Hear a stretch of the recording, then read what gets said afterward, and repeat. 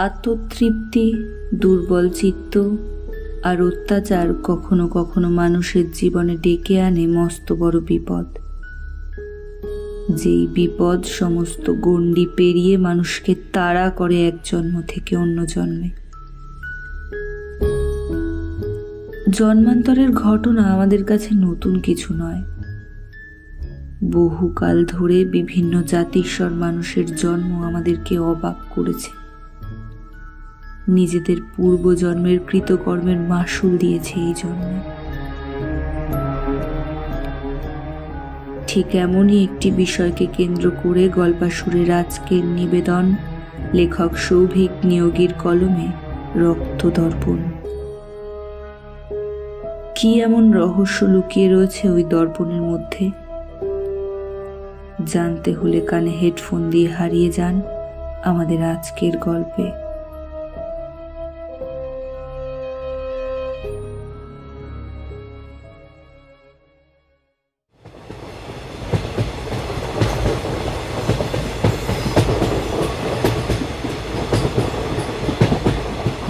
আচ্ছা দাদা, মানিকপুর স্টেশনটা কত দূর বলতে পারবেন? মনতোষ ভিড় ঠেলে সিট থেকে দাঁড়িয়ে জিজ্ঞাসা করল। আগে আর 5টা স্টেশন পর। উত্তর দিয়ে পাশের কামরার ভিড়ে হারিয়ে গেল ফেরিওয়ালাটা। মনতোষ আবার তার জার্নালটায় মুখ গুঁজল। সে ইতিহাস বিষয়ে পড়াশুনো করলেও পারিবারিক সূত্রে তন্ত্র সাধনার জ্ঞানও তার অসাধারণ। আসল ব্যাপারটা হলো তার পিতামহ মানে দুর্গাদাস বন্দ্যোপাধ্যায় ছিল সেকালের বড় তান্ত্রিক। শোনা যায় তার খ্যাতি নাকি এমন ছড়িয়েছিল যে তার বাড়িতে সারাদিন লোকের ভিড় লেগেই থাকত। ডাকিনী, যোগিনী আর নিম্ন ডামর তন্ত্রে তিনি ছিলেন সিদ্ধহস্ত। সে সূত্রে মনতোষ তন্ত্র সাধনার ব্যাপারটা কুক্ষিগত করলেও তাকে দেখে বোঝার উপায় নেই। সাজগোজ, পোশাক আশাক খুবই সাধারণ ও নিম্নমানের। দেখতে গেলে বাহ্যিক চাকচিক্য তার মনে ধরে না। এদিকে ট্রেন সশব্দে গর্জন করতে করতে কখন যে তার গন্তব্যে পৌঁছে গেছে সেদিকে তার হুঁশ নেই। সামনের সিটের দয়ালু মানুষটার কৃপায় সে ওই জার্নালের দুনিয়া থেকে বাস্তবের দুনিয়ায় ফিরে পড়ি কি মরি করে মানিকপুর স্টেশনে নামল। কত দূর একটু বলতে পারবেন? ছোট্ট স্টেশন, স্টেশনটা কত এদিকে দূর ওদিকে আগাছা। কত দূর একটু বলতে পারবেন? বড় স্টেশন মাস্টার। স্টেশনটা কত দূর বলতে অর্থাৎ পারবেন? ছোট্ট কামরা কাম স্টেশন ঘর, এটাই হলো এই স্টেশনের ব্যাপ্তি। মনতোষ দেখে ভালোই বুঝতে পারল যে এহেন ছোট গ্রাম্য জায়গাগুলোর দিকে সরকার বাহাদুরের নজর নেই বললেই চলে। ঠিক এমন সময় ট্রেনটা কুকারের মতো একটা সিটি মেরে সশব্দে সামনে এগোতে লাগলো। তখন আবার হুঁশ ফিরে পেল মনতোষ। অবাক হবার কিছুই নেই।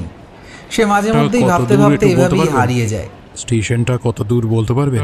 সে এবার হেঁটে স্টেশন থেকে বেরিয়ে এলো। স্টেশনটা কত দূর? নিতান্তই গ্রাম একটা।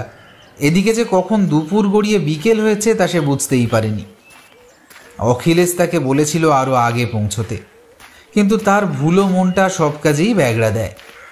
অনেকদিন পর গ্রামের রাস্তায় হাঁটতে তার ভালোই লাগছিল।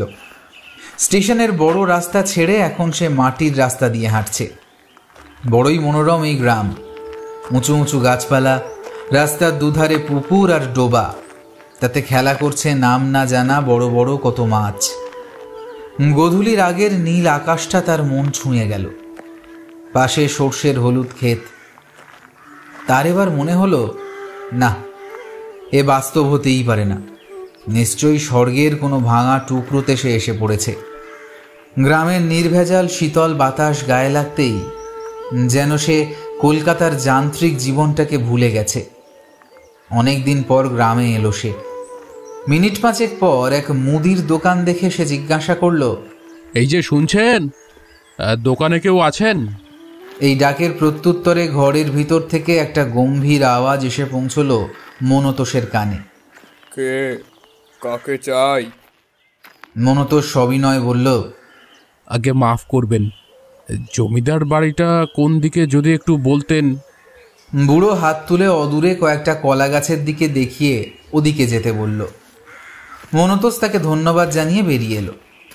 সোজা পথ ধরে কিছুক্ষণ হাঁটার পর কলা গাছগুলোর ফাঁক দিয়ে সে দেখতে পেল মুখার্জিদের জমিদার বাড়ি। আর মনে মনে বলল, বাবা, এ বাড়ি না রাজপ্রাসাদ? অখিলেশটা তবে রাজার ছেলেই বলতে হয়। হেঁটে যাওয়ার সময় কি যেন হলো ওর, মনের সব আনন্দটা কোথায় যেন মিলিয়ে গেল। মা কালীর আশীর্বাদে কিছু ঘটার আগে সে বুঝতে পারলেও এই ঘটনাটাকে মনের ভুল ভেবে এগিয়ে আসতেই কি যেন একটা দেখে থমকে দাঁড়িয়ে গেল। বিকেলের পড়ন্ত বেলায় সূর্যের লাল আলোতে সে স্পষ্ট দেখল এক নিশি কালো বেড়াল তার পথ আটকে বসে এক দৃষ্টিতে জমিদার বাড়ির দিকে চেয়ে আছে। মনতোষের এই বেড়ালটাকে দেখে মোটেই ভালো ঠেকল না। সে চিৎকার করল, এই হুস হুস হুস, যা যা যা যা, হুস। শুনেই বেড়ালটা তার জ্বলন্ত লাল চোখগুলো নিয়ে মনতোষের দিকে ঘুরল। কি বিভৎস সেই চাউনি, বোধহয় এখনই তাকে গিলে খাবে। তারপর একটা চিৎকার করে সেটা পাশের ধান খেতে মিলিয়ে গেল। মনতোষের মনের কোনো গহীন কোণ থেকে কে যেন একটা কু ডাক দিতে শুরু করেছে। না, কিছু তো অশুভ ঘটতে চলেছে, কিন্তু কোথায়, কি, কেন, সেটাই আসল ব্যাপার।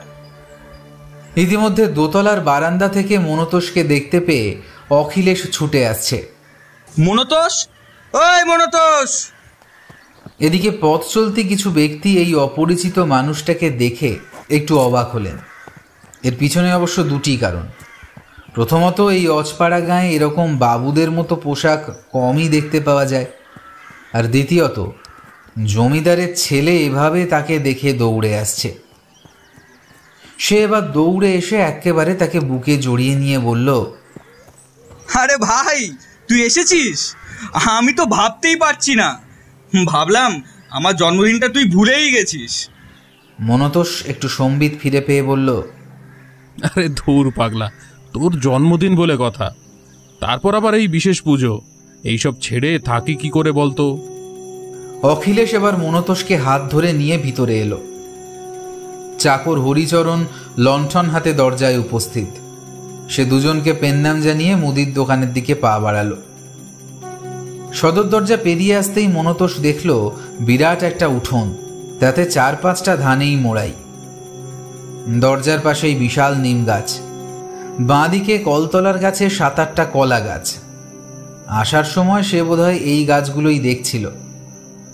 একটু এগিয়ে গেলেই বাঁদিকে নাট মন্দির, এখানে রাধা মাধব নিত্য সেবা পান। কাল বোধহয় এখানেই পুজো। অখিলেশ এবার তার হাত ধরে আরও টানতে টানতে ঘরে নিয়ে এলো। সামনেই বারান্দার বাম দিকে একটি তক্তপোষ আর নিচে কিছু চাটাই বিছানো, আর ডান দিকে একটা দোলনা। সেখানে জমিদার বনমালী মুখার্জি বসে হুঁকো টানছেন। বনমালী এবার মনতোষকে দেখে বললেন, আরে আরে মনতোষ যে, আসো আসো। তা বাবা, এত দেরি হলো যে? মনতোষ কিছু বলার আগেই অখিলেশ বলল, কি আবার, আকাশ কুসুম ভাবতে গিয়ে ট্রেন মিস করেছিলি? এবার তিনজনেই হেসে উঠল। মনতোষ এবার বনমালী বাবুকে প্রণাম করতে করতে বলল, মেসমশাই, আপনার বাড়ি কিন্তু খুব সুন্দর। মাঝে মাঝে এমন সুন্দর জায়গায় এলে মনটা খুব ভালো হয়ে যায়, বুঝলেন? জমিদার এবার হা হা করে হেসে উঠলেন আর বললেন, যা যা অখিলেশ, ওকে ভেতরে নিয়ে যা। আহারে, ছেলেটা একেবারে ক্লান্ত হয়ে পড়েছে। তাদের ঘরে যাওয়ার আগে দুয়ারে এসে দাঁড়ালেন প্রমীলা দেবী। ইনি বনমালী বাবুর স্ত্রী, অর্থাৎ এই মুখার্জি বাড়ির কর্ত্রী। তিনি মনতোষকে দেখে হেসে ধূপ আর প্রদীপ হাতে চলে গেলেন নাট মন্দিরে। মনতোষকে নিজের ঘরে নিয়ে এসে অখিলেশ বলল, নে, এই নে, স্নান সেরে নে, তুই আমার ঘরেই আমার সাথে থাকবি। এই বলে পিছন ফিরে যাওয়ার আগে আরও একবার ঘুরে বলল, আরে, এ তোর কলকাতা না, এখানে 9টার মধ্যে সবাই খেয়ে ঘুমিয়ে পড়ে। তারপর সে ঘর থেকে বেরিয়ে নিচে চলে এলো। মনতোষ চারপাশ দেখে নিল। এবার সে বারান্দায় এলো। একটি ব্রিটিশ আমলের টেবিল, 2টি চেয়ার, টেবিলে একটি ফুলদানি।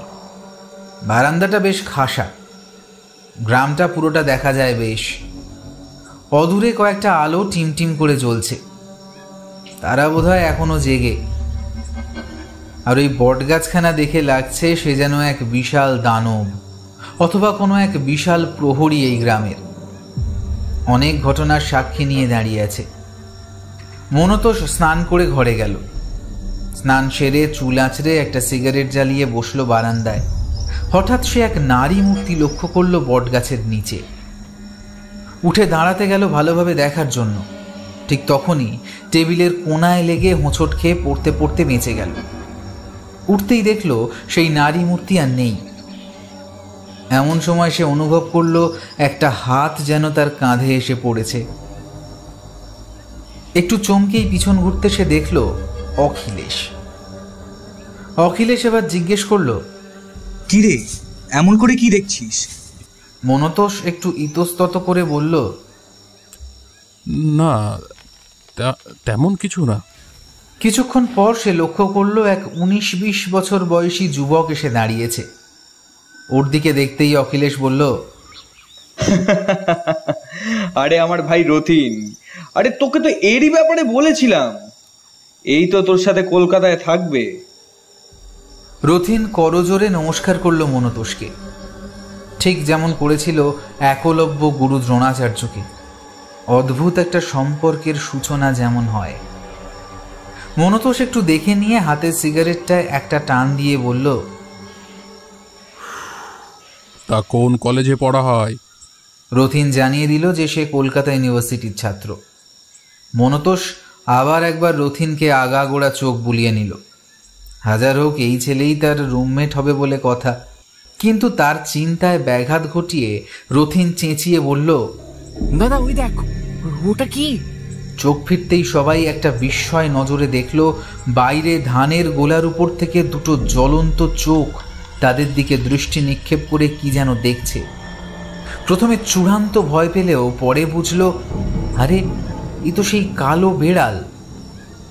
অখিলেশ চিৎকার করে বলল, হরিদা, ও হরিদা, আরে ধানের ওখান থেকে সরাও বেড়ালটাকে। উফ, কি যে করো না তোমরা। হরি লাঠি নিয়ে তেড়ে এলে বেড়াল তার বিভৎস দাঁতগুলো বের করে তাদের দিকে চিৎকার করে দেওয়ালের ওপারের গহীন অন্ধকারে হারিয়ে গেল। ছাড়, চল তো মনো, মা খেতে দিয়েছে, আর দেরি করে লাভ নেই। এই বলে সবাই মিলে নিচে এসে দেখল সে এক ধুমধুমার কাণ্ড। হরি আর মাধব এদিকে খাবার তোড়জোড় করেছে, ওদিকে জমিদার বনমালী ভিতরের বারান্দায় একপাশে খেতে বসেছে। ভিতরের বারান্দাটা খুবই সুন্দর, চারিদিকে ঘর, মাঝখানে খোলা আকাশ, আর তার মাঝের উঠোনে একটা তুলসী মন্দির। জমিদার ওদের দেখে খুশি হয়ে বলল, আয় বাবা, তোরাও বসে পড়, রাত তো অনেক হলো নাকি? গিন্নিমার ব্যস্ততা মনতোষের নজর এড়ালো না। কাল ছেলের 25 বছরের জন্মদিন উপলক্ষে বিরাট উৎসব, গাঁ ভর্তি লোক খেতে আসবে, তাই শেষবার সব মিলিয়ে নেওয়া যাকে বলে আর কি। খেতে বসে মনতোষ দেখল জমিদার বাড়ির আভিজাত্য। আহা, 16 পদের রান্না, মাছ, মাংস, কুঁচো চিংড়ি, পোস্ত, কি নেই। অখিলেশ মনের সুখে মাংসে মন দিলেও মনতোষ আলু পোস্তেই খুশি। হরি চাকর হলেও ব্রাহ্মণ, আর রান্নার ব্যাপারটা তিনিই দেখেন। খাবার শেষে সবাই যখন শুতে গেল তখন বাজে রাত 10টা। ঠিক যখন রাত 12টা, সবাই ঘুমে ব্যস্ত, তখন এক বিরাট শব্দে তাদের ঘুমের এক প্রকার শ্রাদ্ধ হয়ে গেল বললেই চলে। মনতোষের মনে যে দ্বিধাটা চলছিল এতক্ষণ, তার রহস্য উদ্ঘাটনের পালা। শব্দের উৎস অনুসন্ধানে জমিদার সপরিবারে রান্নাঘরে এসে উপস্থিত হলে সবার সুষুম্না কাণ্ড দিয়ে একটা শীতল বাতাস বয়ে গেল। সচক্ষে তারা দেখল রান্নাঘরের কিছু বাসন হাওয়াতে ভাসমান, সাথে ঘরটায় একটা গুমোট ভাব। গিন্নিমা ভয়ে আতঙ্কে জমিদার বাবুর হাত চেপে ধরেছেন আর ইষ্ট নাম জপে চলেছেন। এবার অখিলেশ বলে উঠল, মনো, দেখছিস? ধৈর্য হারিয়ে মনতোষ পাশে রাখা বস্তা থেকে একটা লেবু নিয়ে সেটাকে তার গরুর দেওয়া বীজ মন্ত্র মনে মনে পড়ে চেপে দিল। সাথে সাথেই গোটা 5 বাসন মাটিতে ঝনঝনিয়ে পড়ে গেল। কলেজের পরবর্তী 5টা বছর সে এই বাংলার বিভিন্ন প্রান্তে নামী সমস্ত সাধু সন্ন্যাসী আর অঘরীদের থেকে জ্ঞান অর্জন করেছে তন্ত্র সাধনা, সব সাধনা।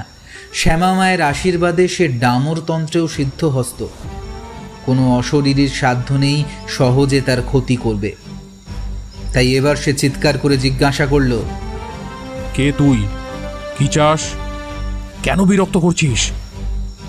প্রত্যুত্তরে ঘরটায় গর্জে উঠল এক পৈশাচিক অট্ট হাসি।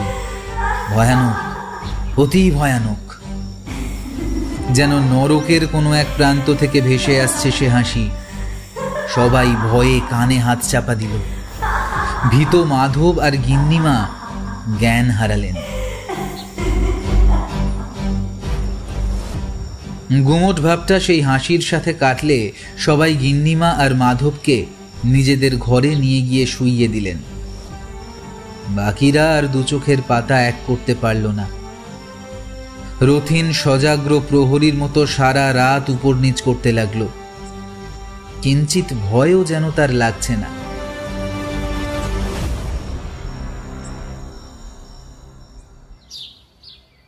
পরের দিন অনেক ভোরেই জমিদার বাড়িতে শুরু হলো মহা পুজোর তোড়জোড়। গিন্নিমা পুজোর কাজেই ব্যস্ত হয়ে পড়ল। রান্নাবান্না অবশ্য জমিদার বাবু হরি আর রাঁধুনি দেখছেন। রথিন আর মাধব অন্য কাজে ব্যস্ত। অখিলেশ মনতোষকে নিয়ে বেরোলো গ্রামটা একটু ঘুরে দেখতে। গ্রামের এক প্রান্তে তারা এলো এক বিশাল দিঘির ধারে। অখিলেশ বলল, মনো, এটা লাল দিঘি রে। এই গায়ের বহু প্রাচীন দিঘি। এটা নয় করে 150 বছর পুরনো। আহা হা হা, পুকুরের সাথে কত স্মৃতি জড়িয়ে আছে জানিস ভাই। সে দেখল মনতোষ একটু অন্যমনা। বোধহয় তার কথা সে শুনতেই পায়নি। কালকের কথা ভাবছে বুঝি। তাই একটু ইতস্তত করে সে বলল, তুই কি কালকের কথা ভাবছিস? আচ্ছা, তুই তো এসব নিয়ে চর্চা করিস, তুই জানিস না? মনতোষ তার প্রশ্নের উত্তর না দিয়ে নেমে গেল লাল দিঘির জলে। এক কোমর জলে নেমে সূর্য প্রণাম সেরে সে আচমকা বলে উঠল, না রে ভাই, তবে সে যাই হোক না কেন, ভালো না একদম। কি বুঝছিস? এ তো সবে শুরু রে, সামনে বেশ বড় সড়ো বিপদ। একটু সাবধানে থাকিস তোরা। এরপর বাড়ি ফেরা পর্যন্ত তারা সারা রাস্তায় আর একটিও কথা বলল না। বাড়ি ফিরে তারা দেখে ইতিমধ্যেই সমস্ত অতিথি আগমন করতে শুরু করে দিয়েছেন। কতজনকে তারা আসার পথে রাস্তাতেই দেখেছে। জমিদার গিন্নি চটজলদি এসে ছেলেকে হাত ধরে পুজোয় বসিয়ে অতিথিদের ভিড়ে আবার যেন কোথায় হারিয়ে গেল। মনতোষ এবার চেয়ারটা টেনে জমিদার আর রথিনের পাশে বসে পড়ল। জমিদার কোনো এক অতিথিকে নমস্কার করে হাসি মুখে বিদায় জানিয়ে একটু ইতস্তত করে মনতোষের দিকে উদ্দেশ্য করে বলল, হ্যাঁ বাবা মনতোষ, তোমার সঙ্গে একটু কথা ছিল। মনতোষ বলল, হ্যাঁ কাকু, বলুন না। বোধহয় সে এই ব্যাপারটা জানার জন্যই বসেছিল এতকাল। এবার জমিদারের গলায় নেমে এলো চরম হতাশা। সে বলল, সব পাপের ফল। তুমি বাবা একটু অখিলেশটার পাশে থেকো। মনতোষ স্পষ্ট বুঝতে পারল জমিদার বাবু নিশ্চয়ই কিছু লুকিয়ে গেলেন। আর এতক্ষণ সে যে প্রশ্নের উত্তর খুঁজছিল তারও একটা সুরাহা হলো। বিপদটা যে অখিলেশের তা তো স্পষ্ট, কিন্তু সেটা কি বা কার থেকে সেটাই জানা বাকি। জমিদার চলে যেতে সে এবার চারদিকে দেখল কত অতিথি। সে প্রায় 200 জন। উঠোনের একদিকে চলছে রান্নার কাজ। এবার সে গলা ঝাঁকিয়ে বলল, আচ্ছা রথিন, তুমি ভূত প্রেতে ভয় পাও না? হ্যাঁ পাই, তবে আমি অশুভ থেকে শুভতেই বেশি বিশ্বাসী দাদা। আর তন্ত্র সাধনা? মনতোষের এই প্রশ্নে একটু অপ্রস্তুত হয়ে রথিন বলল, হ্যাঁ আছে, তবে তা লুকিয়ে চুরিয়ে। ওই মানিকতলায় একটা সাধু আছেন, সিদ্ধ পুরুষ, ওই তার কাছ থেকেই একটু আধটু শেখা আর কি। এইবার বুঝলাম কাল কেন তুমি অবিচলিত থেকে গেলে। এত কথার মাঝে যে সময়ের কাঁটা কখন 7-এর ঘরে কড়া নেড়েছে কে জানে। হরিমাধব সমস্ত বাসনকোসন নিয়ে কলতলায় কাজে মন দিয়েছে। গিন্নিমা নতুন বস্ত্রে সন্ধ্যারতি করতে চলে গেলেন জমিদারের পাশ দিয়ে। সত্যি তার মতো কুশল গৃহিণী আর দুটি নেই বললেই চলে। অখিলেশ আজ বেশ খুশি মনে ছোটদের মতো উপহার খুলতে বসেছে। সে ছোট বড় নানা উপহার। রথিনের নজর কিন্তু আটকে আছে ওই 4 ফুট বাই 5 ফুটের উপহারটার দিকে। সে বলল, দাদা এই দেখো তো এটা কি। অখিলেশ একটু বিস্মিত মুখে সেটাকে হাতে তুলে নিতে নিতে বলল, আচ্ছা এটা কে দিল বলতো? আমাকে তো কেউ দেয়নি।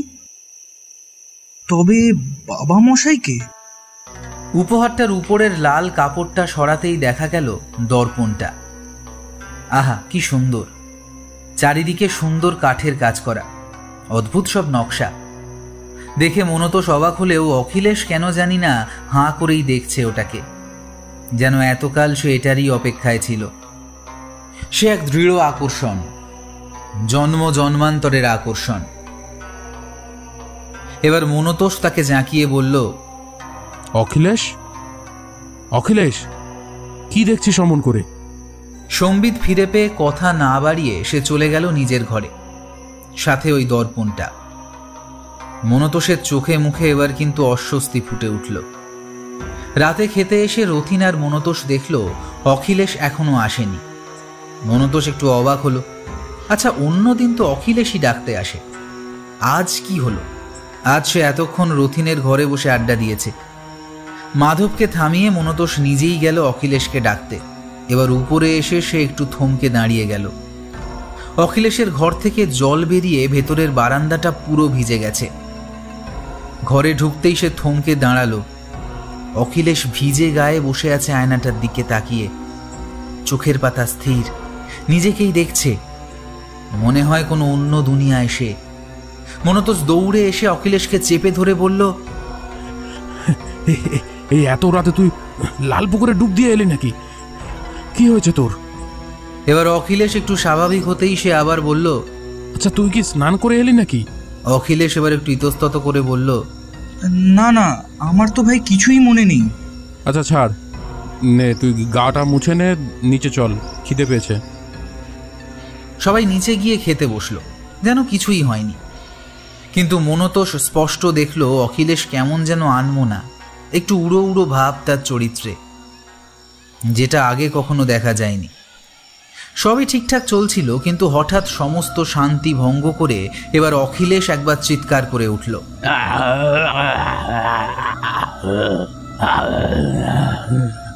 গিন্নিমা, হরিমাধব যে যেদিকে ছিল তারা দৌড়ে খাবার জায়গায় এসে উপস্থিত হলে দেখল অখিলেশ জলের গ্লাস দেখে চিৎকার করে উঠেছে।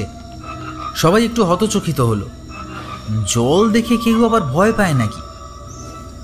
ব্যাপারটা কারো মাথায় না ঢুকলেও জমিদার গিন্নি আবার স্বভাববশত কেঁদে উঠলেন। রথিন ও জমিদার অখিলেশকে ধরাধরি করে ওপরে নিয়ে গেলেন।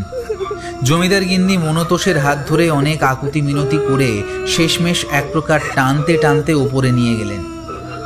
ওপরে এসেই দেখলেন জমিদার আর রথিন বারান্দায় দাঁড়িয়ে। জমিদারের চোখে অসহায়তা আর ভয় স্পষ্ট। তারা চারজন বসে কি করা যায় সেটাই ভাবছে।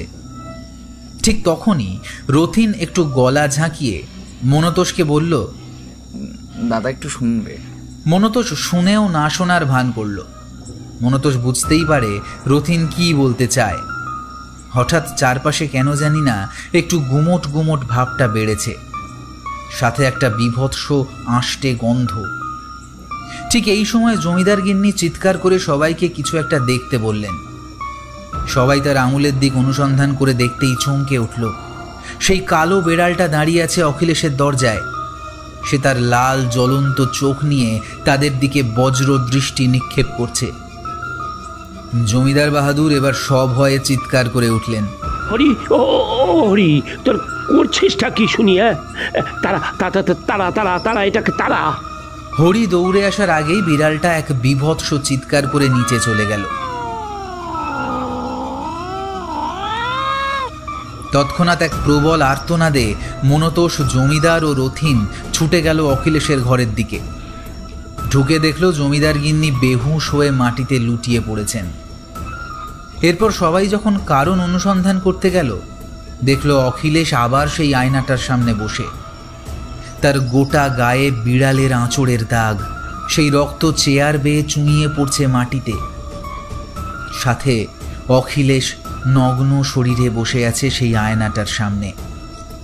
জমিদারবাবু এবার চিৎকার করে রথিনের হাত চেপে ধরে ফেললেন। মনতোষ সভয়ে ধীরে ধীরে এগিয়ে গেল, হালকাভাবে অখিলেশের কাঁধে হাত দিয়ে বলল, অখিলেশ, এই অখিলেশ, কি করে এমন হলো? রথিন এতক্ষণে দাদার এই অবস্থা না দেখতে পেরে কেঁদেই ফেলল।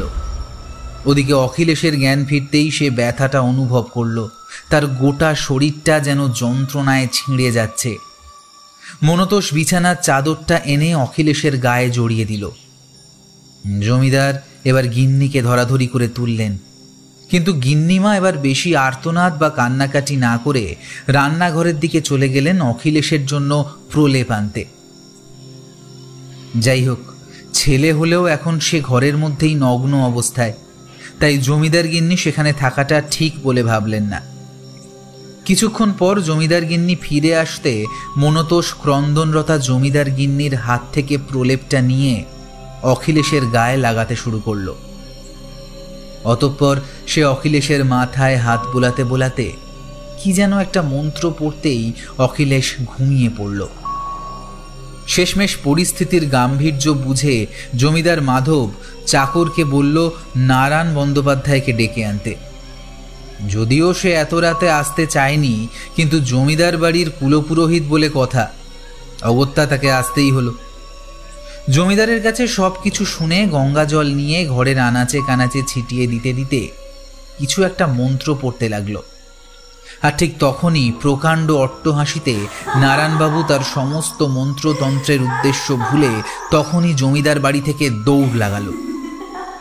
যদিও মনতোষ জানত এ কোনো সাধারণ পুরোহিতের কাজ নয়, তবুও সে চুপ ছিল, কারণ সে কারো ব্যক্তিগত আস্থায় আঘাত হানতে চায়নি।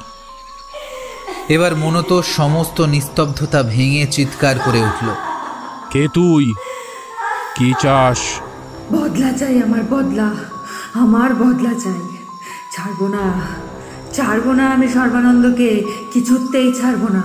আমি দেখি তুই কি করে বাঁচাস।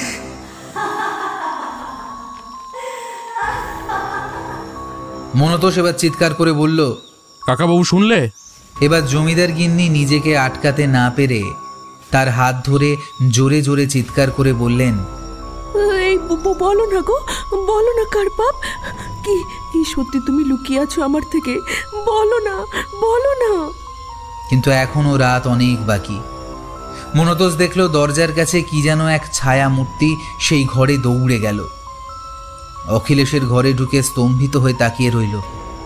অখিলেশ আবার দাঁড়িয়ে সেই আয়নার সামনে, সমস্ত জ্ঞান হারিয়ে তাকিয়ে আছে, আর তার চোখ, মুখ, নাক থেকে ঝরে পড়ছে রক্তধারা। না, আর নয়, এবার নিজের সমস্ত হিতাহিত জ্ঞান হারিয়ে টেবিল ল্যাম্পটা নিয়ে মনতোষ ছুঁড়ে মারল আয়নাটার দিকে। কিন্তু আশ্চর্য, এক বিন্দু আঁচড় পর্যন্ত লাগলো না। আয়নাটা অবিকল আগের মতোই। বাকি তিনজন কিছু ঠাউর করতে না পারলেও মনতোষ এবার কিছুটা বুঝতে পারল। সে শুনেছিল তার গুরুর কাছে, তবে কোনোদিনও দেখেনি এরকম ঘটনা। সে মনে মনে বলল, তবে কি রক্তক্রিয়া কোনো? নিশ্চয়ই ওই আয়নাতে কোনো ভয়ানক রক্তক্রিয়া করা হয়েছে। অখিলেশের প্রাণ নিয়েই ছাড়বে, কিন্তু এর ইতিহাস না জানলে এই রক্তক্রিয়া কি করে ভাঙবো আমি? এর তো কোনো উপায় নেই। মনতোষ এই সমস্ত কিছু কর্তামশাই বা গিন্নিমার থেকে লুকোতে চান না, কারণ গৃহকর্তার কাছে কোনো কথা গোপন করলে সে বাড়িতে কোনো শুভ কাজ সম্ভব নয়। রক্তক্রিয়া নামটা শুনেই জমিদার অবাক হয়ে মনতোষকে জিজ্ঞাসা করতেই মনতোষ জানালো, এটা এমন এক প্রক্রিয়া যা কালা জাদু হিসেবে ব্যবহার হয়। এতে নাকি রক্তক্রিয়ার মাধ্যমে নিজের শত্রুর সর্বনাশ করা সম্ভব। এক্ষেত্রে অখিলেশের রক্তক্ষয়ের মাধ্যমে প্রাণনাশের চেষ্টায় রয়েছে সেই পিশাচিনী। তারা বহু কষ্টে অখিলেশকে ঘুম পাড়ানোর চেষ্টা করল। অখিলেশ আজ ঘুমোতে যাওয়ার আগে প্রচুর কেঁদেছিল, কারণ তার প্রচুর কষ্ট। সে বুঝতে পারছে না কেন তার সাথে এমন হচ্ছে, কেন তাকে ঠাকুর এত শাস্তি দিচ্ছে। তারা কেউই অখিলেশকে এবার একা ছেড়ে যাওয়ার বিন্দুমাত্র পরিকল্পনা না করে সেখানেই বসে পড়ল। বলুন কাকাবাবু, বলুন, কার পাপ, কি পাপ, আর কার কথা বলছেন বলুন তো। দেখুন, এবার যদি আপনি কিছু লুকান, অখিলেশকে কিন্তু বাঁচানো যাবে না। সে আজ থেকে প্রায় 150 বছর আগের কথা। জমিদার মানিক প্রতাপ মুখুর্জি তখন এখানকার প্রতাপী জমিদার, আর তার একমাত্র সুপুত্র সর্বানন্দ মুখার্জি। সর্বানন্দর জমিদারির প্রতি কোনো ন্যাকই ছিল না। তার আকর্ষণের বিষয় ছিল কবিতা, আবৃত্তি, গান আর নানা ধরনের পুরনো জিনিস। বাপের জমিদারি থেকে তার বেছে নেওয়া সম্পদ হলো একটা সাদা ধুতি, একটা সাদা পাঞ্জাবি আর একটা ঝোলানো ব্যাগ। এ ব্যাপারে জমিদার বাহাদুর নিতান্তই অখুশি ছিল বললেই চলে। যাই হোক, একদিন গঙ্গা পাড়ে পশ্চিমে সন্ধ্যার লাল সূর্যের অস্ত যাওয়া দেখছিল সর্বানন্দ। তার সমস্ত মনোনিবেশ ছিল এই প্রাকৃতিক সৌন্দর্যটাকে রং তুলির মধ্য দিয়ে তার খাতায় ফুটিয়ে তোলার। কিন্তু ঠিক তখনই তার বাঁ দিকে জলে কিছু একটা আওয়াজ হতে সে ঘাড় ঘুরিয়ে দেখল এক অপরূপ সুন্দরী রমণী সেখানে নদীতে সন্ধ্যায় স্নান করতে এসেছে। তার সমস্ত শরীর গোধূলির লাল রঙের সোনালি আভা বিচ্ছুরণ করছে। প্রথমে দেখে স্বর্গের কোনো রূপসী বলে ভ্রম হওয়াটাই স্বাভাবিক। সত্যিই যেন স্বর্গ থেকে নেমে এসে কোনো রূপসী যেন তার কাম বান দিয়ে বিঁধেছেন এই বৈরাগী সর্বানন্দকে। সর্বানন্দ এবার তার রং তুলি রেখে দিয়ে যখন সেদিকে এক পা এগোতে গেলেন, তখন দেখলেন সেই রমণী পড়ন্ত বেলায় সূর্যের শেষ নমস্কারটা সেরে গাঁয়ের বাইরের দিকে চলে গেল। সেদিন সারা রাত সর্বানন্দ শুধু তার কথাই ভেবেছে। জমিদার বাহাদুর তাকে ডাকতেও সে কোনো সাড়া দেয়নি। খাবার টেবিলেও তার মন ছিল না। পরের দিন অতি ভোরে সর্বানন্দ চাকর নীতিশকে নিয়ে বেরিয়ে পড়ল সেই যুবতীর খোঁজে। সারাদিন চিরুনি তল্লাশি চালানোর পর সে জানতে পারল সেই যুবতীর নাম মল্লিকা। সে গায়ের বাইরের শ্মশানকালীর পূজারী রত্না শঙ্করের একমাত্র কন্যা।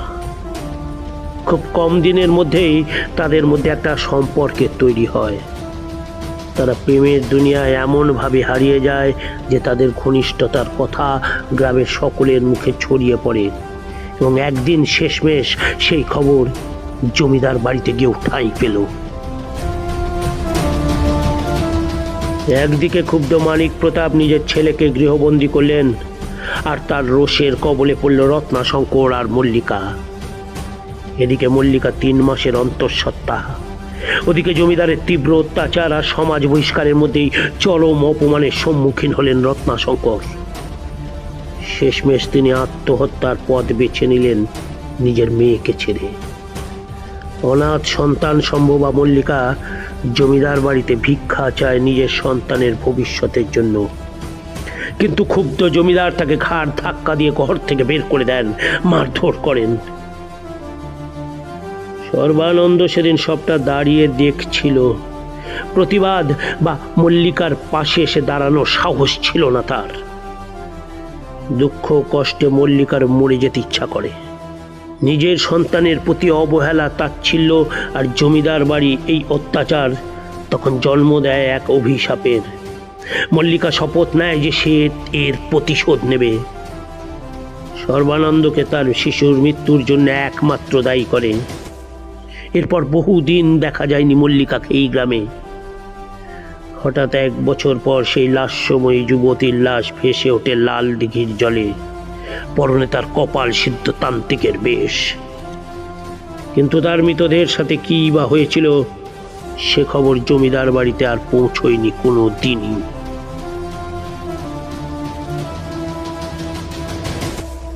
পুরো ঘটনাটা শেষ করে এবার জমিদার একটি দীর্ঘ নিঃশ্বাস নিলেন। মনতোষ পুরোটা শুনে যা বুঝেছিল তা হলো এই যে অবহেলা, লাঞ্ছনা ও সন্তানের মৃত্যুর প্রতিশোধ নিতে মল্লিকা তন্ত্র সাধনায় সিদ্ধি লাভ করে এবং বেছে নেয় প্রতিশোধের এক ভয়ঙ্কর পথ। সে সর্বানন্দের ক্ষতি সাধনের জন্য চেষ্টা করেছিল এক ভয়ানক তন্ত্রক্রিয়া, যাকে নিম্ন ডামতন্ত্রে বলে রক্তক্রিয়া। আর অখিলেশের ক্ষেত্রে তাই হলো এই রক্ত দর্পণ। কিছু একটা ভেবে নিয়ে এবার রথিন বলল, তার মানে অখিলেশ দাই পূর্বজন্মের সদানন্দ? হ্যাঁ, আর আগের জন্মের সর্বানন্দের ক্ষতি করতে না পারায় মল্লিকা এই জন্মে তার বদলা পূরণ করতে চাইছে। জমিদার এবার একটু গলা ছেড়ে মনতোষকে বলল, তোমাকে আরো কিছু বলার আছে। মনতোষ হালকা হেসে হেয়ালি করে বলল, বলুন, কি করে জানলেন যে অখিলেশই সর্বানন্দ? আমার পুরোহিত মশাই নক্ষত্র গণনা করে অনেক আগেই বলেছেন অখিলেশ আর তার পূর্বসূরি সর্বানন্দের জন্ম নক্ষত্র। জমিদার গিন্নি ছেলেকে বুকে আগলে রেখে নির্বাক শ্রোতা হয়ে তাকিয়ে আছেন। মনতোষ এবার সজোরে বলল, পুজো করতে চাই, কিছু সামগ্রী লাগবে, জোগাড় করতে পারবেন? জমিদার এক কথাই বললেন, হ্যাঁ বাবা, পারবো। মনতোষ স্পষ্ট বলল, আচ্ছা, আজ থেকে আমাদের খুবই সাবধানে থাকতে হবে। পরশুদিন অমাবস্যা, ওই দিনই মল্লিকা নিজের বদলা নেবে। আর এখন যখন আমরা পুরোটা জেনে গেছি, সে আরও ভয়ঙ্কর হয়ে উঠবে। জমিদার আয়নাটার কি করবে জানতে চাওয়ায় মনতোষ একটু ভেবে বলল, ওটা এখানেই থাকবে। আমার বাপেরও সাধ্য নেই ওটাকে এখান থেকে সরানোর। গিন্নি বললেন, বাবা অখিলেশকে নিচের ঘরে নিয়ে গেলে হতো না? মনতোষ বলল, কোনো লাভ হবে না, তবু নিয়ে চলুন, দেখি কি করা যায়। জমিদার আর রথিন নিচের ঘরে ধরাধরি করে নিয়ে গিয়ে শুইয়ে দিল অখিলেশকে। এরপরে মনতোষ সেই ঘরে আঁকশি টেনে মন্ত্রপুত লাল দাগা দরজায় বেঁধে দিল, আর গিন্নিমাকে শুদ্ধ ঘিয়ের প্রদীপ দরজায় দিতে বললেন। গিন্নি প্রদীপ দিতেই দরজাটা ভেতর থেকে কেঁপে উঠল, আর ভেসে এলো সেই নারী কণ্ঠ, কিরে, পার পেয়ে যাবি ভেবেছিলি সেটুকুতেই?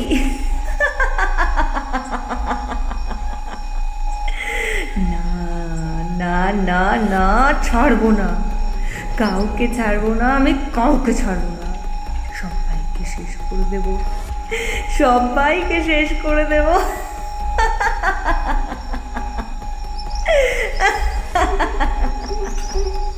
সিঁড়ি বেয়ে দুজন নিচের ঘরে আসতেই দেখলেন জমিদার, হরিমাধব, রথিন চারজন মিলে অখিলেশকে আটকে রাখতে পারছে না। গিন্নিমা তাকে শান্ত করতে যেতেই অখিলেশের এক ধাক্কায় তার মাথাটা গিয়ে লাগলো দেওয়ালে।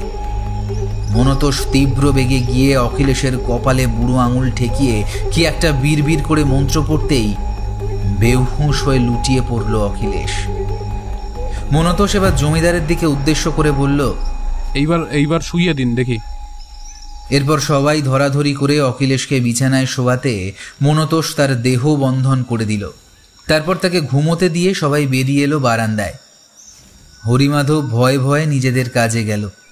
মনতোষ, গিন্নিমা, রথিন আর জমিদার বাবু দুয়ারে বসেই অজানা অশরীরী শত্রুর কথা ভাবতে লাগলো।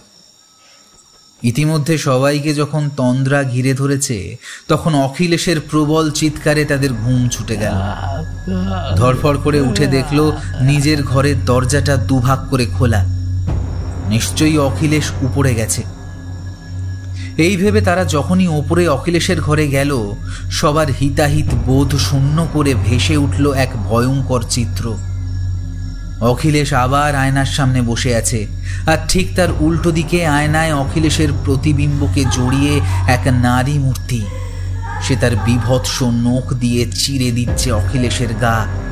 অখিলেশের সমস্ত শরীরে তার প্রভাব বাস্তবে সুস্পষ্ট। অখিলেশের নগ্ন শরীরটা আবার ভিজে যাচ্ছে রক্তে। কি বিভৎস সেই নারী মূর্তি! এলোকেশী রক্তবর্ণ নয়ন, তার হাতের নখগুলো বিভৎস বড় বড়, দাঁতগুলো কোনো সারমেয়র মতো। তার ভয়ঙ্কর হাসিতে ভরে যাচ্ছে গোটা ঘর। এরপর মনতোষ অগ্রপশ্চাৎ বিবেচনা না করে গঙ্গা জলের কৌটো থেকে কিছুটা গঙ্গা জল নিয়ে মন্ত্র পড়ে ছুঁড়ে দিল আয়নাটার দিকে। পরিস্থিতি স্বাভাবিক হলে অখিলেশকে নিচে নিয়ে আসা হলো। সে রাতে আর যদিও কারো ঘুম আসেনি। পরের দিন সকালেই মনতোষ জমিদার বাহাদুরের হাতে একটা ফর্দ দিয়ে সেটাকে অতি শীঘ্র আনার ব্যবস্থা করতে বলল। সাথে বলল তাদের পারিবারিক মৃৎশিল্পীকে ডেকে নিয়ে আসতে, এবং সাথে একটা কালো মুরগি। জমিদার হরি ও মাধবকে ফর্দ দিয়ে অতি শীঘ্রই সমস্ত জিনিস আনতে বললে হরি ও মাধব তখনই বেরিয়ে পড়ল। ওদিকে জমিদার বাড়ির মৃৎশিল্পী নারায়ণ দেব এসে উপস্থিত হলেন। মনতোষ স্পষ্ট জানিয়ে দেয় আজ তাকে একটি কালী মূর্তি বানিয়ে দিতে হবে, তাও 24 ঘন্টার ভেতর। অসম্ভব হলেও নারায়ণ দেব এ কাজে সম্মতি দেন। অতঃপর মনতোষ হাতজোড় করে জমিদারের উদ্দেশ্যে বলেন, কাকাবাবু, আপনার একটি অনুমতির দরকার ছিল যে। অবাক জমিদার জানতে চাওয়ায় মনতোষ তাকে জানায় যে সে আজ এই পূজায় রথিনকে তার পাশে সহকারী হিসেবে পেতে চায়। জমিদার অনুমতি প্রদান করলে মনতোষ রথিনকে নিয়ে রওনা দেয়। সাথে একটা ঝোলানো ব্যাগে কিছু পুজোর জিনিস, নিজের তন্ত্র সাধনার লাল বস্ত্রটা। এরপর গঙ্গার ঘাটে তারা দুজন এসে উপস্থিত হলো গ্রামের শেষ প্রান্তে থাকা শ্মশানে। রথিন জানতে চাইল, আমরা শ্মশানে কি করছি? মনতোষ রথিনের প্রশ্নে একটু অবাক হয়ে বলল, কেন, তুই জানিস না? শক্তির আরাধনা শুধু এই শ্মশানের পবিত্র ভূমিতেই। তাদের মধ্যে কথোপকথন চলাকালীন শ্মশানে উপস্থিত হলো ভিন গাঁয়ের এক মরদেহ। হালকা মুচকি হেসে মনতোষ বলল, চ রথিন, ওনাদের একটু সাহায্য করে আসি। অতঃপর তারা শ্মশান যাত্রীদের নমস্কার জানিয়ে বলল যে তারাও এই অন্তিম ক্রিয়ায় সাহায্য করতে চায়। আর মনতোষ তাদের জানায় সে এখানে একটি ক্রিয়া করতে চায় যাতে মৃত ব্যক্তির আত্মার সদ্গতি ঘটে। সদ্গতির ব্যাপারটা শুনে তাদের পরিবারের লোকজন না করল না। মনতোষ মন দিয়ে তাদের এই অন্তিম ক্রিয়ায় সাহায্য করল। চিতায় আগুন পড়তেই মনতোষ এক ঘড়া গঙ্গা জল নিয়ে সেখানেই তার সামনে পদ্মাসনে বসে বীজ মন্ত্র জপ করতে শুরু করল, যতক্ষণ না সেই মরদেহের দাহ সম্পূর্ণ হলো। একবার এসে সে কিছুটা চিতাভস্য একটা লাল কাপড়ে মুড়ে নিজের ব্যাগে ঢুকিয়ে নিল, আর সবাইকে একটা করে টিকা পরিয়ে বীজ মন্ত্র বলে দিল। এরপর সমস্ত কাজ শেষে তারা যখন ঘরে ফিরল তখন সন্ধে 7টা। বাড়িতে উৎপাত না হলেও মনতোষ পা রাখতেই ঘটল একটা অঘটন। রথিন তাকে এক ধাক্কা মারতেই মনতোষ বুঝল তার পিছনের নিম গাছ থেকে একটা বড় ডাল ভেঙে এসে পড়েছে। আজ রথিন যদি না থাকতো বোধহয় তার চরম সর্বনাশ হতো। বারান্দায় এসে তারা দেখল অখিলেশকে ধরাধরি করে মাধব হরি বসে আছে। জমিদার গিন্নি ঠাকুর ঘর থেকে ধূপ নিয়ে বাইরে আসতেই দুয়ারে থমকে দাঁড়িয়ে গেলেন। নাট মন্দির ও তুলসী মন্দিরের মাঝখানে বসে নিজের জ্বলন্ত চোখগুলো নিয়ে তাদের দিকেই তাকিয়ে আছে সেই রহস্যময় কালো বিড়াল।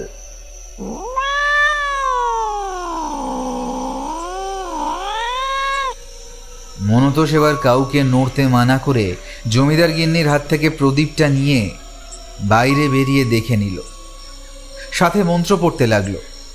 আর তারই সাথে সেই বিড়াল অন্ধকারে অদৃশ্য হয়ে গেল।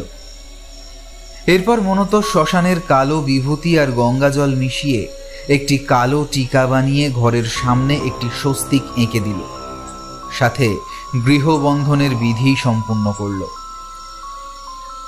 ওদিকে যতই রাত বাড়ছে অখিলেশকে আটকে রাখা ততটাই অসম্ভব হয়ে পড়ছে। মনতোষ এবার একটি টিকা অখিলেশকে পরাতে গিয়ে দেখল সে যেন বিড়বিড় করে চলেছে কিছু মন্ত্র। ব্যাপারটা বুঝতে পেরে সময় নষ্ট না করে মনতোষ সবাইকে কানে হাত চাপা দিতে বলল। এটা সম্মোহন। সেই মায়াবিনী এবার তার সম্মোহনী শক্তিতে অখিলেশকে বশ করেছে। সবাই কানে হাত দিয়ে বাইরে গেল। ইতিমধ্যেই নারায়ণ দেব একটি সুন্দর কালী মূর্তি বানিয়ে ফেলেছেন। মনতোষ সময় নষ্ট না করে মায়ের বিগ্রহকে নিজের মাথায় করে ঘরের সামনের দিকে নাট মন্দিরের সামনে এনে রাখলেন। এবার মনতোষ সকলকে শান্ত থাকার পরামর্শ দিলেও অখিলেশের পাগলামিতে সবার মানসিক চাপ আরও বেড়ে যেতে থাকলো। মনতোষ এবার স্পষ্ট জানিয়ে দেয় যে অখিলেশ এখন সেই মায়াবিনীর বশে, তাকে এইভাবে মুক্ত করা সম্ভব হবে না। এবার জমিদার তার মনোবাঞ্ছা জানতে চাইলেও মনতোষ ব্যাপারটা এড়িয়ে যায়, কারণ মনতোষ ভালোভাবেই জানে এই ধরনের আত্মারা খুবই ভয়ানক। তারা সর্বত্র সব সময় বিরাজমান। এখনো বোধহয় সে তাদেরই কথা শুনছে। সেদিন রাতে উপদ্রব কিছুটা কম হলো বললেই চলে। পরের দিন ভোর ভোর মনতোষ আর রথিন আবার এসে উপস্থিত হলো গঙ্গার ঘাটে। সেখানে চান সেরে গ্রামের প্রান্তের শ্রী কালী মন্দিরে গিয়ে উপস্থিত হয়। মনতোষ রথিনকে বলে যে কালো মুরগিটা এখানে রেখে সে যেন বাড়ির উদ্দেশ্যে রওনা দেয়, আর পূজার সমস্ত বিধি উপাচার সামগ্রী সুন্দরভাবে সাজিয়ে রাখে। রথিন বিগ্রহের দিকে তাকিয়ে প্রণাম করে বাড়ির উদ্দেশ্যে রওনা দিল। মনতোষ সারাদিন মায়ের মন্দিরে পুজো করে সন্ধেবেলায় পুজো শেষে যখন ঘরে ফিরল তখন প্রায় রাত 8টা। ওদিকে অখিলেশ আজ আরো উন্মাদ। তাকে উপরের ঘরে যাওয়া থেকে কেউ আটকাতে পারছে না। তবুও ধরাধরি করে তাকে আটকে রাখার চেষ্টা করে যাচ্ছে রথিন, জমিদার, হরি ও মাধব। মনতোষ এবার মা কালীর বিগ্রহের সামনে কিছুটা জায়গা জুড়ে একটা বলয় এঁকে তার মধ্যে পূজার সমস্ত ব্যবস্থা করল। বাড়িতে উপস্থিত সবাইকে বলয়ের মধ্যে বসতে বলে তাদের দেহ বন্ধন করে দিল, আর স্পষ্ট জানিয়ে দিল কেউ যেন ঘুণাক্ষরেও এ গণ্ডি না পেরোয়, কারণ পুজো শুরু হওয়ার সাথে সাথেই বিভিন্ন অলৌকিক ঘটনার সাক্ষী তারা হতে চলেছে। এই আত্মা তাদের পুজো সম্পূর্ণ হওয়া থেকে আটকানোর সকল প্রকার চেষ্টা করবে, আর এই গণ্ডি থেকে বেরোলে মনতোষেরও সাধ্য নেই তাদের বাঁচাবে। এরপর মনতোষ শ্মশানের মন্দির থেকে আনা খড়গটা মায়ের হাতে তুলে দিল। একটা লাল জবা মায়ের গলায় পরিয়ে দিল, আর অন্যটা অখিলেশের গলায়। এরপর মন্ত্র উচ্চারণ করতে শুরু করলো। ওম শ্রীং হ্রিং ক্রিং ওম বৈরজায়ং পট স্বাহা। ওম শ্রীং হ্রিং। যতই মন্ত্রোচ্চারণ চলতে থাকলো ততই শুরু হলো বিভিন্ন ভৌতিক ঘটনা। কখনো বিভৎস মানুষের ন্যায় কিছু জীবকে তারা নিজেদের চারপাশে দেখল, তো কখনো শুরু হলো প্রবল ঝড়, কখনো বা ঠান্ডা হিমেল বাতাসে সবাই কেঁপে উঠল। মনতোষের মন্ত্র উচ্চারণ আরো জোরে হতে লাগলো। এবার সে চিৎকার করে বলল, কেউ ভয় পাবেন না, ওর সাধ্য নেই এই গণ্ডি পেরোনোর। আপনারা শান্তভাবে বসুন। তারপর শুরু হলো পূজার যজ্ঞে পেঁচার নখ, ঘোড়ার রক্ত, কাকের পালক, কালো মুরগির রক্তে রাঙানো লাল করবি ইত্যাদি সমস্ত চোখের আগুনে ভস্মীভূত হতে লাগলো। হঠাৎ অখিলেশ মাথা নামিয়ে আবার বিড়বিড় করে সেই সম্মোহনী মন্ত্র বলতে শুরু করলো।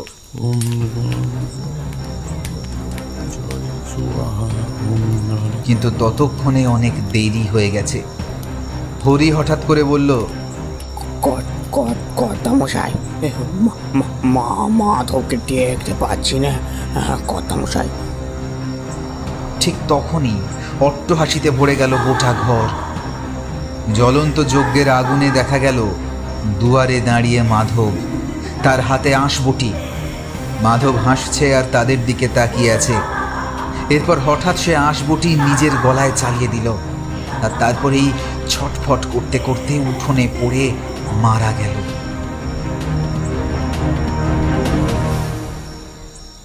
এরপর অখিলেশকে আটকানো আরো প্রবল মুশকিল হয়ে পড়ল। সে এবার যজ্ঞের একটা কাঠ তুলে নিয়ে ছুঁড়ে মারল মনতোষকে। মনতোষের মাথা কেটে রক্ত পড়তে শুরু করলো। রথিন তাকে জাপটে ধরে, কিন্তু এবার অখিলেশের গায়ে যেন অমানসিক শক্তির সঞ্চার হয়েছে। সে রথিনকে জখম করে গণ্ডি পেরিয়ে দৌড়ে সিঁড়িতে উঠে গেল। ঠিক তখনই মনতোষ যজ্ঞের শেষ আহুতিটা দিয়ে মায়ের হাতের খড়গটা তুলে নিয়ে অখিলেশের দিকে ছুঁড়ে দিল।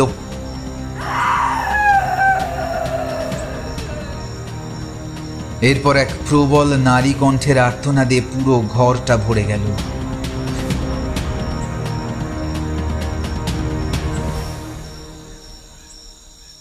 কিছু সময় যাওয়ার পর তারা ধীরে ধীরে ঘরের ভেতরে দেখল অখিলেশ সিঁড়ির কাছে অজ্ঞান হয়ে পড়ে আছে, আর তার ঠিক কাছেই পড়ে আছে সেই বেড়ালটা। খড়গের আঘাতে দুটুকরো হয়ে গেছে, সাথে উপরের থেকে বয়ে আসে রক্তের ধারা। ব্যাপারটা তারা যখন দেখতে গেল উপরে, তারা আবিষ্কার করলো সেই আয়নাটা ভেঙে গেছে মাঝ বরাবর, তার ভেতর থেকে বেরিয়ে আসছে রক্তের ফোয়ারা। অমাবস্যার গভীর রাত, আর সেই সাথে তাদের জীবনের গভীর অন্ধকার সেই দিন দূর হলো।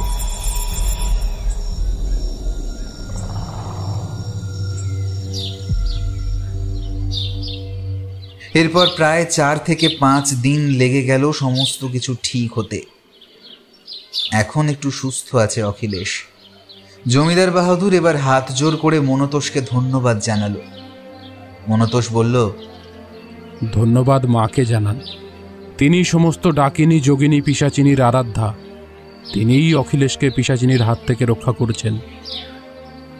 গিন্নিমা গ্রাম্য মহিলা, তন্ত্রমন্ত্রের দীক্ষা নেই, তাই এসবের ব্যাখ্যা জানতে চাইলে মনতোষ তাদের জানায়, মল্লিকা জমিদার বাড়ি ছেড়ে গেলেও কোনো এক সাধুর কাছে সে নিশ্চয়ই কালা জাদু শেখে আর জন্ম দেয় এই রক্তদর্পণের, যা এই জন্মে অখিলেশ বা সদানন্দর মৃত্যুর জন্য দায়ী হবে।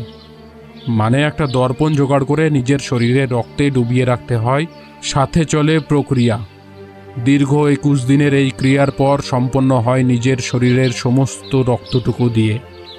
সেই ক্রিয়ার মাধ্যমের মধ্যে দিয়ে নিজের আত্মাকে জীবিত রাখার এটা একটা বিশেষ কালো জাদু। এর জন্য অবশ্য সাধক বা সাধিকাকে নিজের প্রাণ উৎসর্গ করতে হয় তার জন্য। একদিন সকালবেলা মল্লিকার দেহ লালদিঘিতে পাওয়া গেছিল। সে অবশ্যই নিজের প্রাণ বিসর্জন করেছিল নিজের প্রতিশোধের রাস্তা প্রশস্ত করার জন্য। কিন্তু ভাবনার বিষয় হচ্ছে, এই দর্পণ এতদিন বাদে এই জমিদার বাড়িতে এলোই বা কি করে? সে যাই হোক, এখন মায়ের কৃপায় সব ভালো আছে। তাহলে মেসোমশাই, আমাকে এবার একটু বিদায় দিতে হবে যে। আরো 2 দিন পর মনতোষ অখিলেশের কাছ থেকে বিদায় নিয়ে কলকাতার উদ্দেশ্যে রওনা দিল, সাথে তার নতুন রুমমেট রথিন।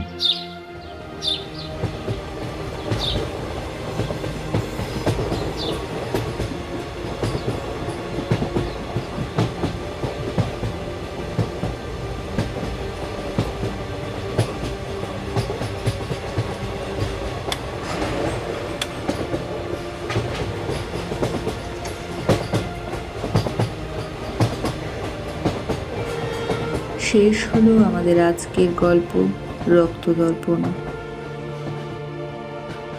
আমাদের আজকের এই বিশেষ গল্পের গল্প পাঠে ছিলেন পিনাকি, গল্পের সূত্রধর আমি শিউলি, অন্যান্য চরিত্রে রাকিব, সৌভিক, রিভু, প্রাহি, সুমিত, সায়নদীপ এবং শিউলি। গল্পের পরিচালনায় শিউলি, এডিটিংয়ে রাকিব, পোস্টার ডিজাইনে রনি। গল্পটি কেমন লাগলো আমাদের জানাতে ভুলবেন না। ভালো লাগলে অবশ্যই লাইক এবং শেয়ার করবেন আপনাদের প্রিয় মানুষদের কাছে, এবং চ্যানেলটিকে সাবস্ক্রাইব করে পাশে থাকা বেল আইকনটি প্রেস করবেন, যাতে পরবর্তী গল্পের নোটিফিকেশন সবার আগে আপনার ফোনে পৌঁছে যায়। ততক্ষণ শুভরাত্রি।